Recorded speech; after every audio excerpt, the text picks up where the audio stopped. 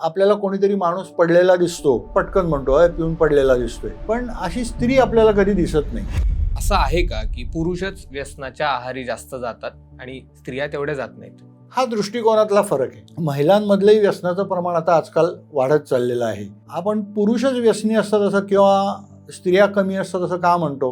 कारण आपण रस्त्याने कुठेही चालताना बघितलं, आपल्याला कोणीतरी माणूस पडलेला दिसतो तर आपण पटकन म्हणतो अय पिऊन पडलेला दिसतोय, पण अशी स्त्री आपल्याला कधी दिसत नाही. किंवा एखादी स्त्री पडलेली दिसली तरी सुद्धा लोकांचा दृष्टिकोन काय असतो की अरे कदाचित चक्कर आली असेल. आमच्याकडे पण बरेचदा एन्क्वायरी येतात. सगळी एन्क्वायरी झाल्यावर मग ते सांगतात आमच्याकडे जी आहे ती महिला आहे, तिच्यासाठी तुम्ही काही करू शकता का? त्यामुळे पूर्वी कसं होतं की महिला व्यसनाधीन आहेत हे लपवून ठेवलं जायचं. बऱ्याच प्रमाणात लोकांमध्ये जागृती आलेली आहे की व्यसनाधीनता ही महिलांमध्ये पण आहे. जो त्रास पुरुषाला होतो तेच महिलेचं पण होतं. तिलाही उपचारांची गरज आहे. त्यामुळे आता महिलांची उपचार केंद्र सुद्धा सुरू झालेली आहेत.